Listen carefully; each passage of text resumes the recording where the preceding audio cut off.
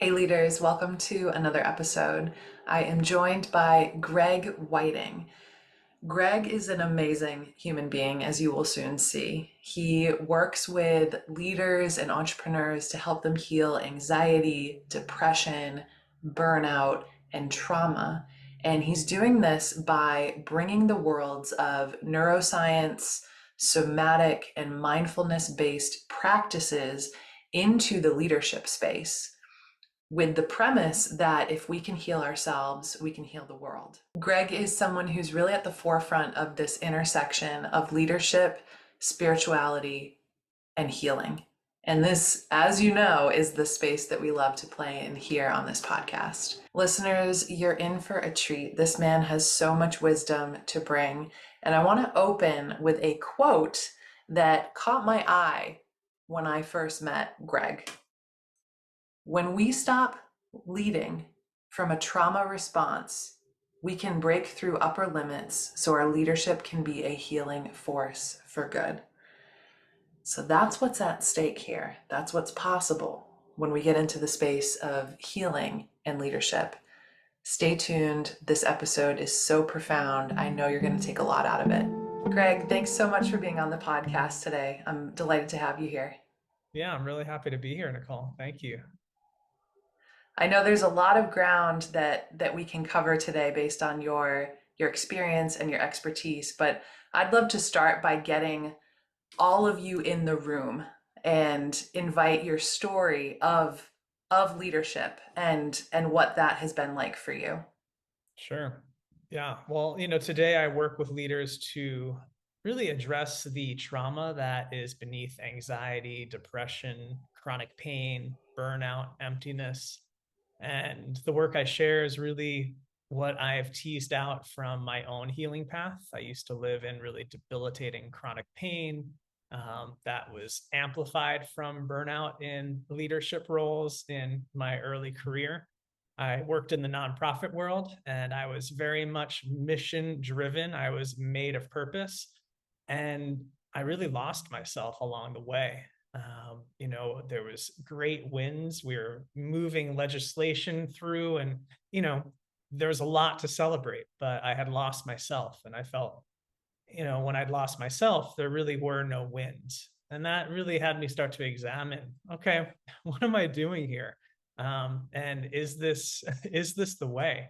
And really understanding that a lot of unresolved trauma was driving my leadership, this pedal to the metal mindset, this hustling for my own worth. And you know, I think I came to healing while I was doing this cost payoff analysis. All right, there's some payoff to this drive, but I think it's starting to cost more than it's paying off. And so that started a kind of a renegotiation to better understand, who I want to be and what I want to bring to the table in terms of my leadership. And so that kick-started a pretty amazing journey of healing. Mm. I resonate with that so much, Greg, especially the physical stopping points of that can show up in burnout. And I want to dive into that a little bit deeper into the symptoms of your burnout, the symptoms of kind of showing up in that old paradigm. Help us understand and paint the picture of what that not only what that looked like for you as a person, but how was that impacting how you were showing up at work and maybe even your team? Was that part of this equation for you? For sure. It was like I was just going through the motions, right? Just to get things done. So that critical element of like centering one's humanity was completely lacking. Like I didn't even know what that was, right? I was just living in kind of complete survival just to get through the day, to get through, especially working in the nonprofit world, which was not, at least how this organization was run, was not sustainable, right? People were overworked, underpaid, and yeah, it just lacked for me, especially as a leader. I mean, if I was running around with my head cut off, there was just no capacity to foster psychological safety and trust or any sense of stability, right? It was more just putting out fires, and putting out fires is exhausting, and you're bound to get burned. Absolutely, absolutely. I'm hearing in what you're saying as well. There's almost this quality of your inner culture matching the outer culture that seems to show up in these contexts, and I can't help but think about how energetically inefficient that actually is of human potential and of the impact that I believe our hearts really want to make. But when we're showing up in that way, in that state of reactivity all the time, it's you're stuck in that short-term view. There's very little long-term view. And in the sustainability world, especially where a lot of my background is, that is problematic for so many reasons.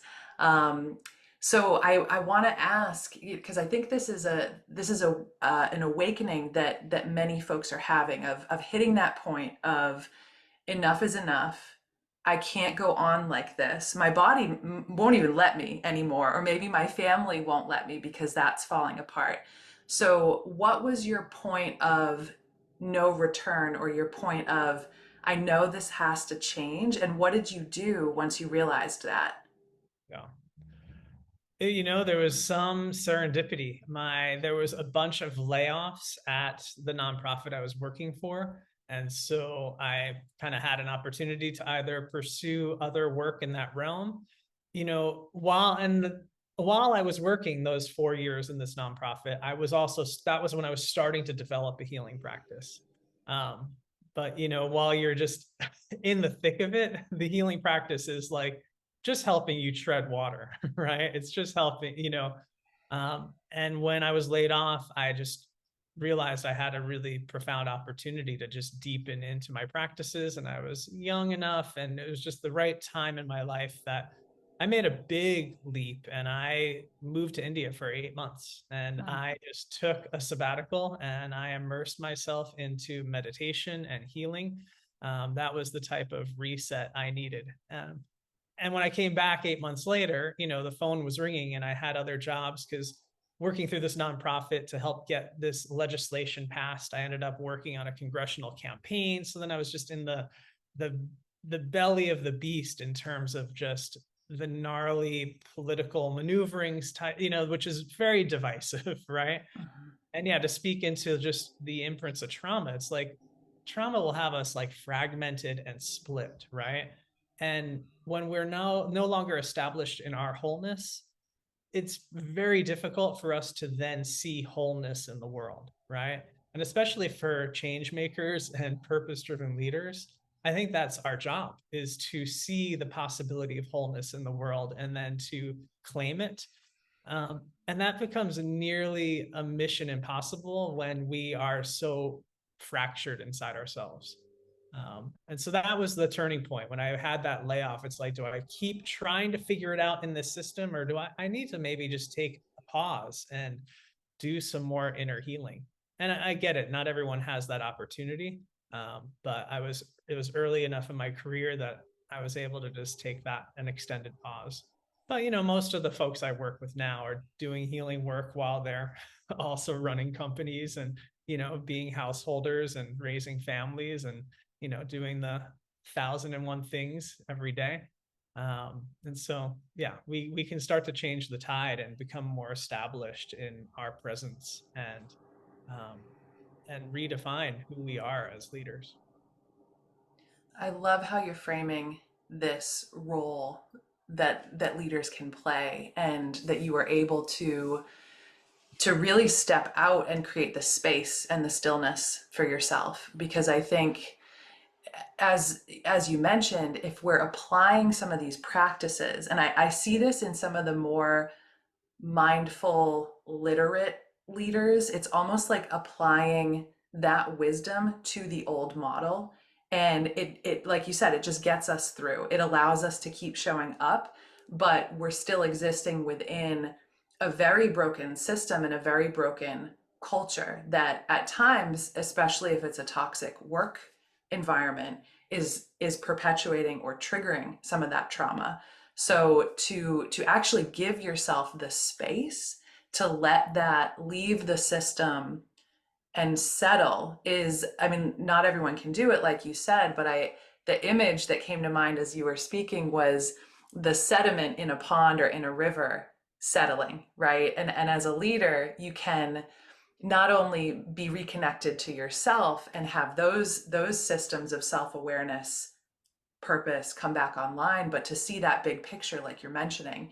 So I commend you for actually getting outside of the system long enough to regenerate a bit. And I'm curious about what that experience was. Was it difficult to let go of some of those patterned responses that you had maybe been living in previously? What was that process like for you?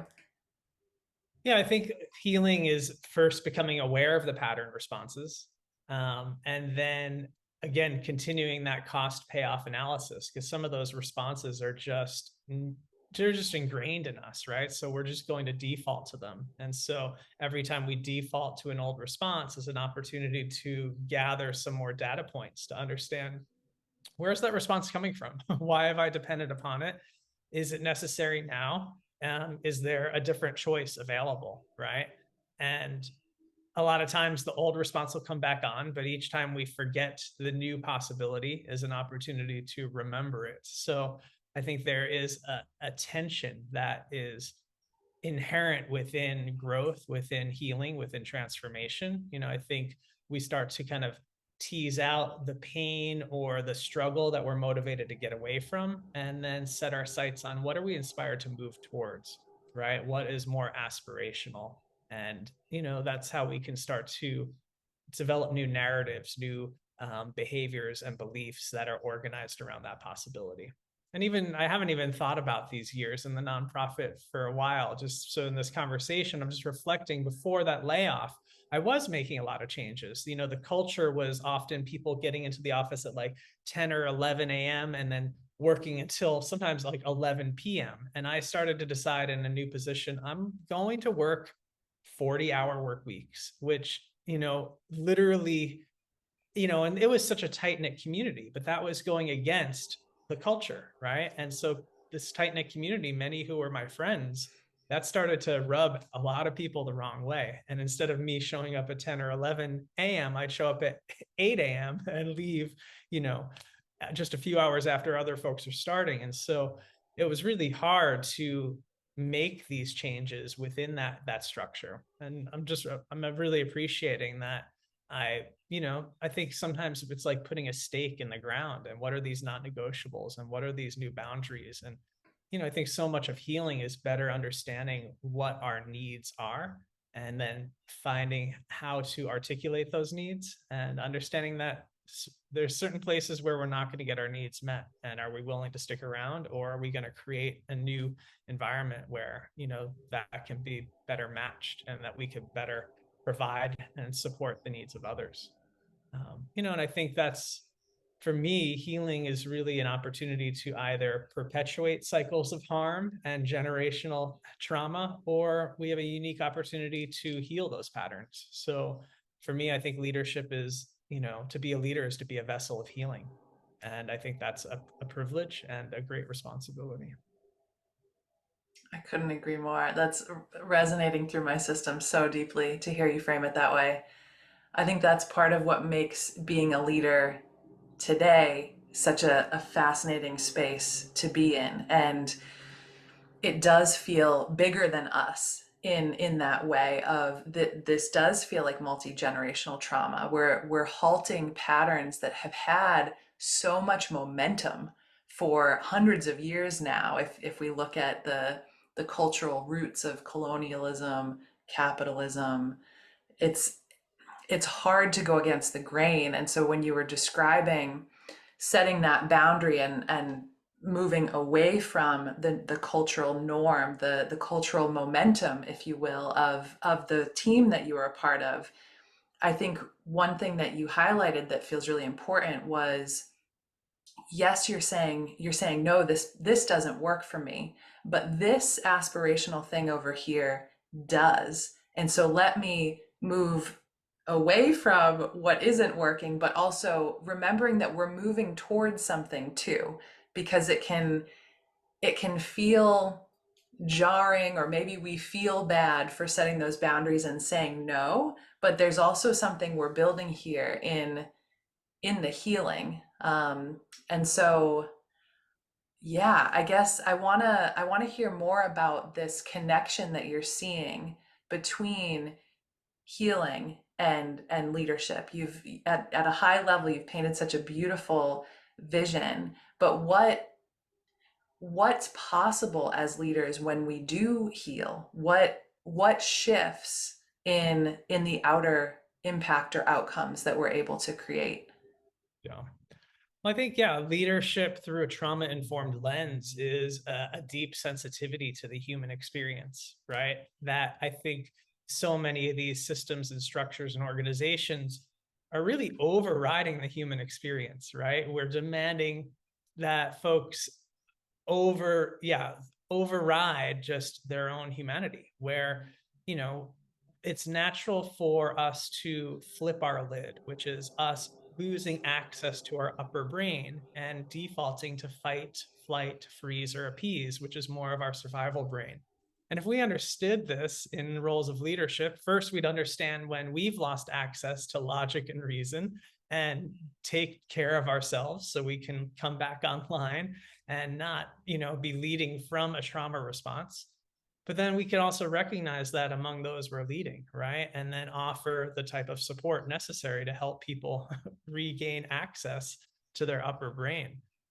And so it's creating space to pause. It's inviting some of this mindfulness. And I think mindfulness is our capacity to be with ourselves and to be with what is, without reacting to what is, without fighting against what is, noticing everything we pile on top of what is. So the judgments or the stories that we assign to what is. So removing the stories, removing the judgments, so we can just be with what is, which creates just more space for our humanity. A lot of leaders I work with, perfectionism is a big thing. That a lot of folks think that perfectionism is their strength, right? But perfect isn't possible. Perfect's often fueled by a whole lot of fear and a whole lot of shame. In early development, if we aren't getting our basic needs met reliably and consistently, that can signal life or death. And that sets up, an unconscious cycle of hypervigilance where it's encoded in us that we need to take care of everything to be okay. So this patterning that is then fueling this perfectionism is also this lone wolf mentality, which, really creates a divide between us and our capacity to be in relationship with others in a way that is, fostering trust and safety and connection.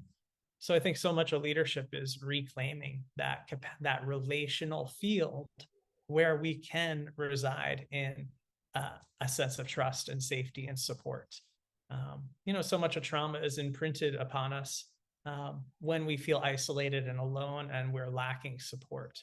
And I think we are seeing a lot of the world is feeding off of that division and that alienation and that isolation within our teams. And so people are, so in early development, when we're not getting our needs met, we learn early on to either hide or perform parts of ourselves.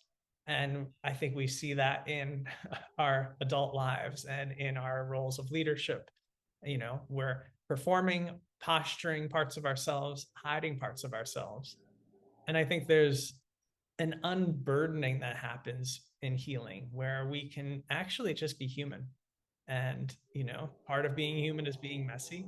And I think also when we start to dissolve the fear and the shame, it actually creates more space for us to be accountable for when we're messy, because we're all going to make mistakes.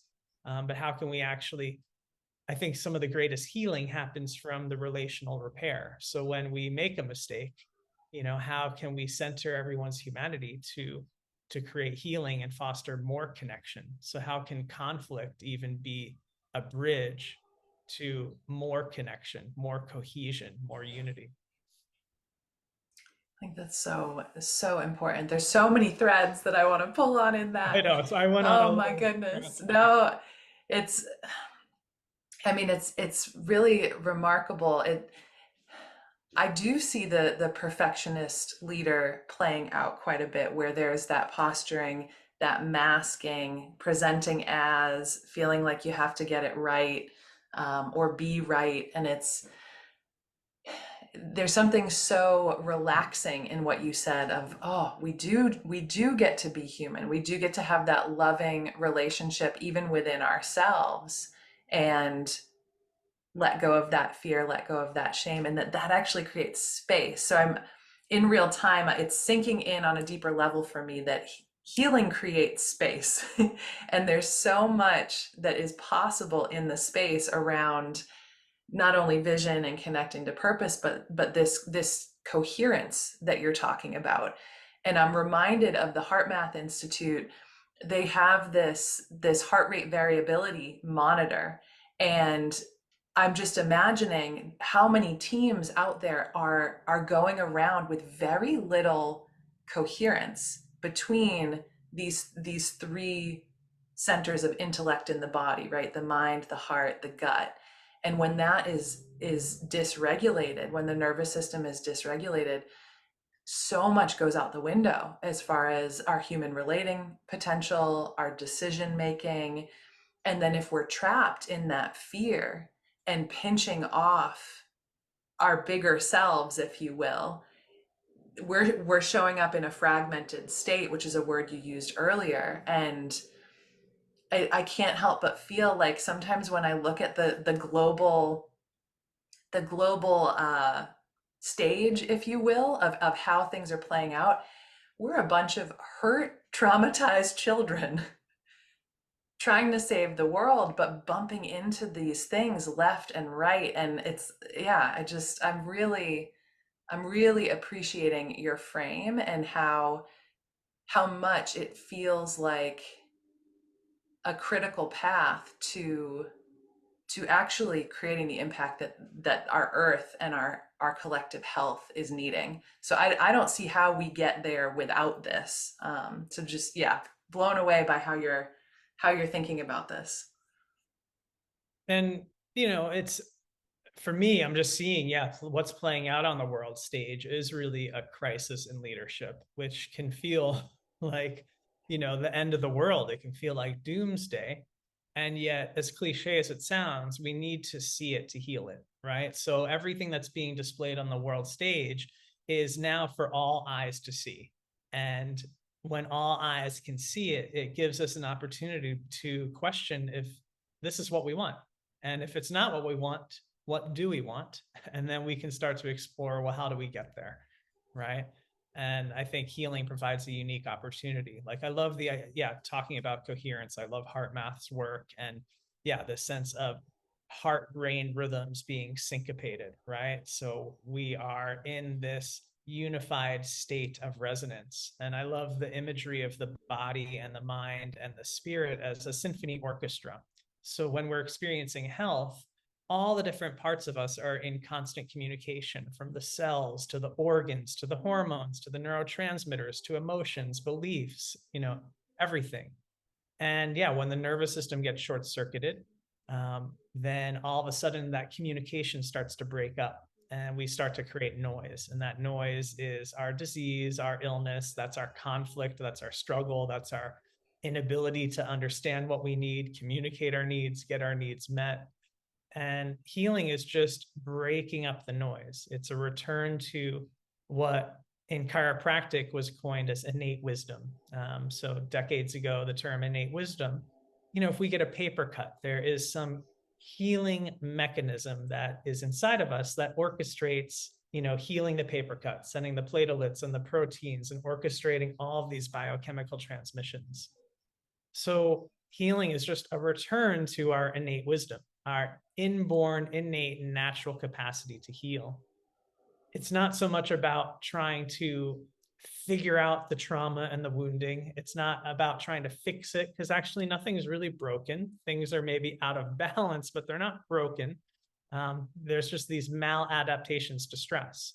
But the more we connect to our innate wisdom, then the more we start to renegotiate those maladaptations and come back to that symphony orchestra that we are. And there's a musicality of being that is just inherent within us. Um, and having experienced that myself, I'm 3 inches taller than I was 25 years ago, just unraveling this severe curve in my spine. I'm no longer struggling with chronic pain, anxiety, depression, which was all organized around developmental trauma.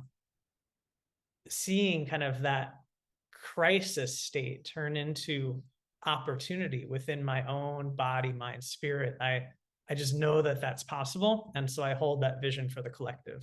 And so I think as leaders, it's really important for us to hold a cohesive vision of possibility. Excuse me, because I think trauma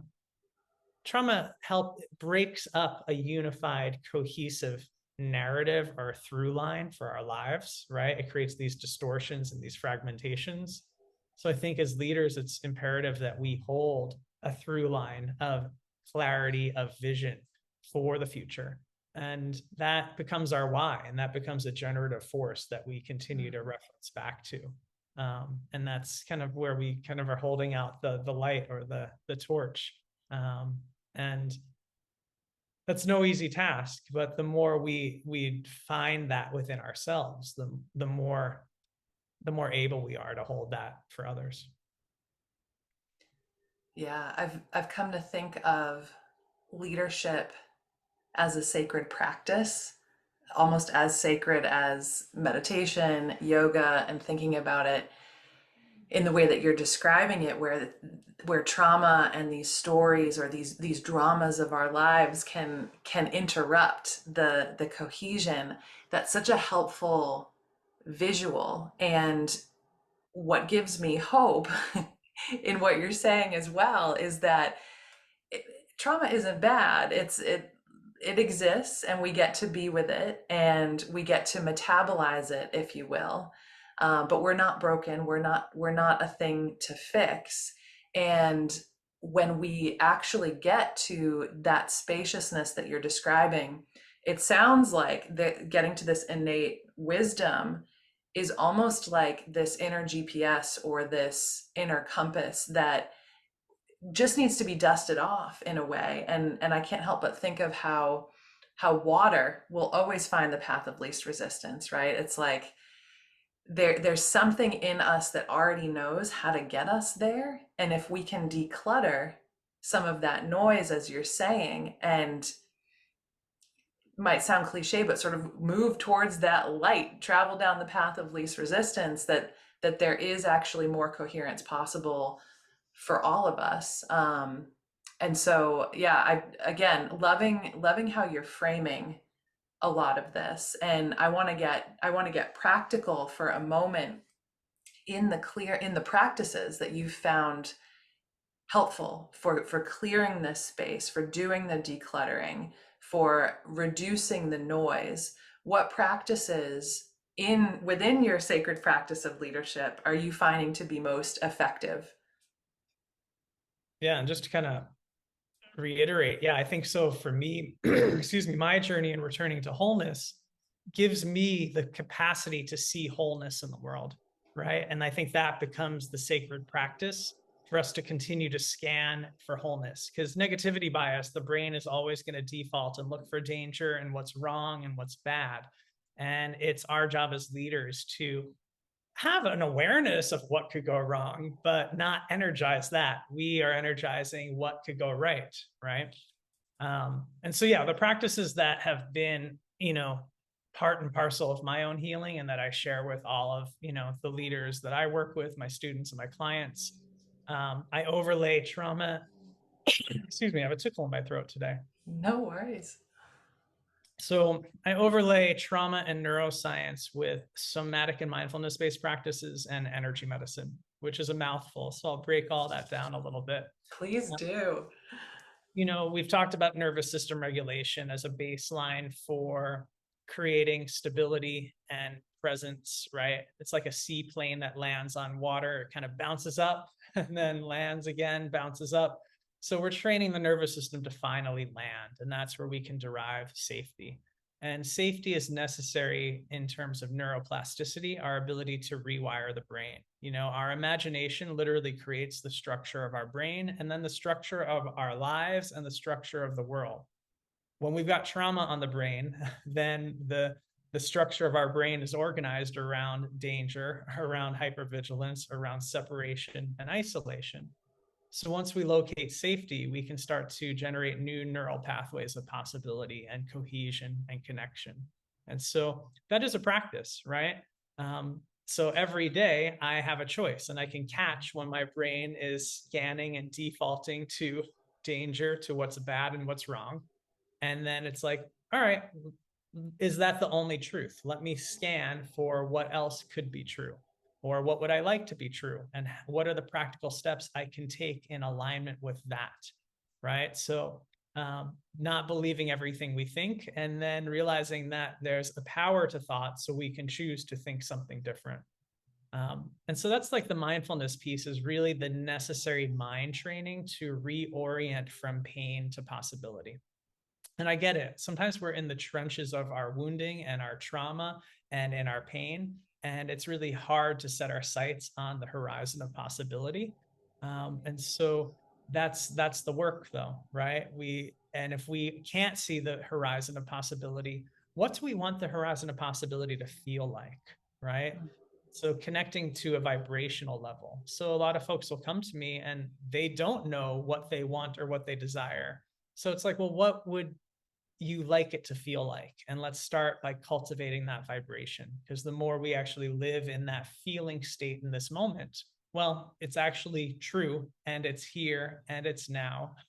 And that's power, right? Then we have literally shifted, our heart brain rhythms to a more coherent state that is helping us live in the vibrational patterning of that which we want.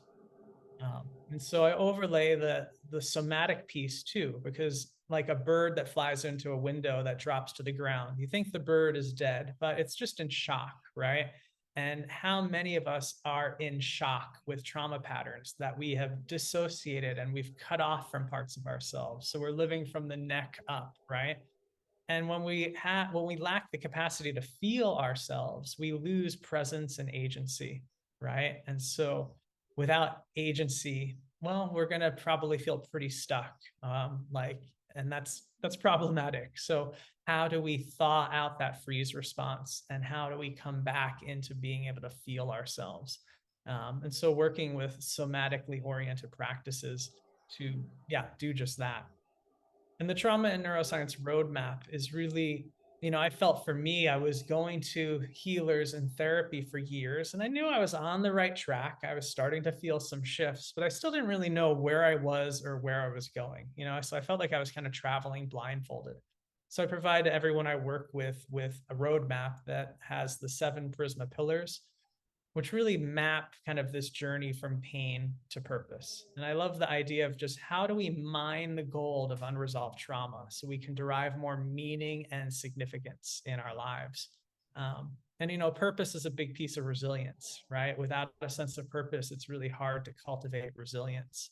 And so redefining purpose as intrinsically motivated. So it's not about, getting the next award or the next recognition or the next outer, marker of success. It's more about who we are and what brings us to life, and really how a quality of presence and an emanation of being can be our purpose. So it's not so much what we do, but who we are.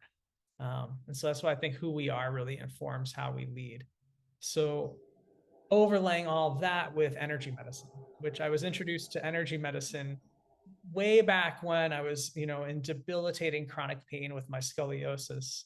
I met a massage therapist who offered me a massage, and I did not want a massage because just physical touch was too painful. And so she introduced me to energy medicine, which was completely foreign to me. I was living a whole different world. And I realized within moments that I found something I didn't even know I was looking for. It was as if I had like lifted up and out of my pain body, which until that point, my pain body, my trauma, my drama was all I knew, right? And so I got to actually get a taste of who I am outside of my pain, which was remarkable. So, energy medicine really helps us heal a lot of the pain and the wounding that we can't think or talk our way through. We get to bypass the brain. It helps to connect us to that innate wisdom, break up that noise so that symphony orchestra comes back online. More practically speaking, it's helping to calm the cardiovascular system, regulate the nervous system, strengthen immune function. So again, it's lending itself to that state of coherence that the heart math, does such a good job articulating and actually monitoring. And so I find pairing the energy medicine with the somatics and the mindfulness and the trauma and the neuroscience really create a healing path that is accessible for folks. I'm really committed to making healing practical, and I want to really democratize it so people don't have to go get a PhD or spend decades or years in therapy. They can actually get practical tools to heal themselves. And I like to demystify it too. So I don't heal people. I don't have some power that I hold over people to heal them. I share a lot of tools that have helped me heal myself. And over the last 25 years, I've reverse engineered so other folks can learn those tools and heal themselves. And I think when we heal ourselves, we heal the world. And if we're in the world of social impact, if we're mission driven, I think that's, our humanity is our greatest asset. It is. Speaking of symphony, it's hearing you speak.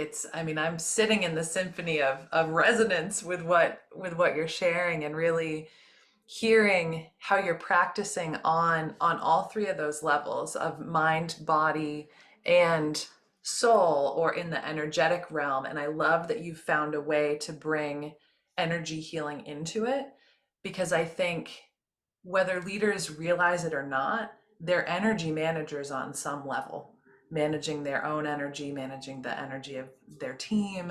And so to have this layered approach, this multidimensional approach, to practice feels so powerful. And I get excited. I get excited for more people to try this on. And I think it's becoming more mainstream. And I want to ask as well, if someone's just getting started, or if this is a new world for them, like it was for you when you went to that massage and first were introduced to energy healing, where can people get started in beginning to heal themselves so that they can heal the world, as you said? Sure. Yeah. I think there's no prerequisites for healing. So I think it's just start where you're at, and so follow the breadcrumbs on your path. For me, I think before I was introduced to energy medicine, I had been reading some books on mindfulness and some Eckhart Tolle, and spending time in nature and listening to music were like my breadcrumbs that were helping me get a taste of like my wholeness and myself, a connection to myself and my healing capacity. But yeah, I have a free download that outlines the 7 Prisma pillars and gives prompts and gives some mindset mantras to just help people kind of reorient to these logical steps on a healing path. Um, and yeah, this day and age, well, my work is all online. So I have, I'm working with folks all over the country. So I think healing has just never been more accessible than it is now. And I think what's really important is finding the people that you resonate with. I mean, so yes, it's important to have modalities and treatments that are effective and that work, proven systems. Just as important is to partner with the people that you can have a resonance with. There's just a lot of research around the therapeutic benefit of the right relationship, right? And so much of what we're talking about is this fragmentation within us and this fragmentation relationally, this disconnect. So much of the therapeutic relationship that you have with a healer, a teacher, a mentor, a therapist, becomes a learning laboratory for how do we repair our connection to, others. I think healing is both our relationship from ourselves to ourselves, and then our relationship to others. Yeah, absolutely. I'm glad to hear that there are some resources that listeners can go grab. That sounds amazing. And I appreciate what you're alluding to here around each person's path can look different. Like our path to healing can be as diverse as we are. And following those breadcrumbs, honoring that innate wisdom to help guide you towards what's right for you and being in that right relationship, this move from that sort of assembly line approach to healing or solution, moving from that to this more customized path, there are so many patterns that I think we are shifting away from and moving into something else. And I appreciate how you've, throughout this conversation, illuminated a lot of those paradigm level shifts in what's possible. And I wanna end by asking, what is the better world that your heart knows is possible, and what is the impact that you're really wanting to see in the world, so that we can all add our intention as listeners to that? Mm, yeah, I love that. I think authenticity, just people feeling no reservation in being themselves. Because I think we each have such a valuable contribution to this world just through living into our own heart's song.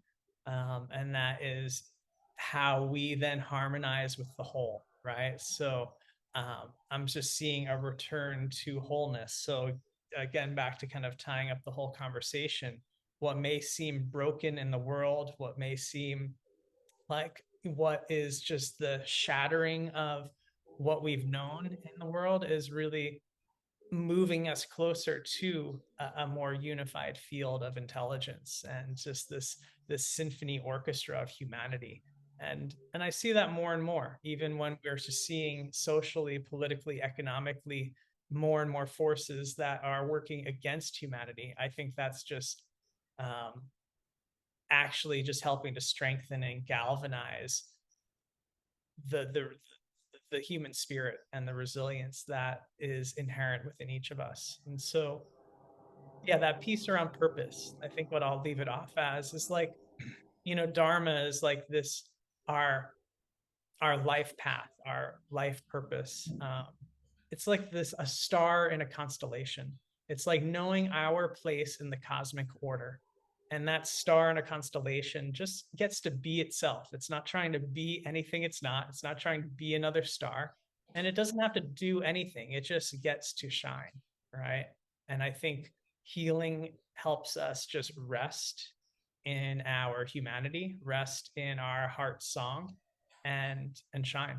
And I think that is possible. And I think the more each of us as individuals comes online in our own constellation, it just starts to shed light on the other constellations in the sky. I can think of no better place to end this incredible conversation than with that metaphor. Thank you for leaving us with that visual. And we'll drop all of the links for the listeners on where you can find Greg, connect with his work, download the free resource that he mentioned. Greg, thank you so much for sharing all of these deep, deep nuggets of wisdom. It was such a pleasure to be in this conversation with you. Thanks, Nicole. My pleasure. Have a beautiful day. The inner work is often the hardest work, but it is the work required for lasting change and a healthier future for us all. If you found the show valuable, please leave a review and subscribe. You can also take a deeper dive with me at NicoleBelisle.com. Thanks again for being here and showing up for your new self. Your future self will certainly thank you.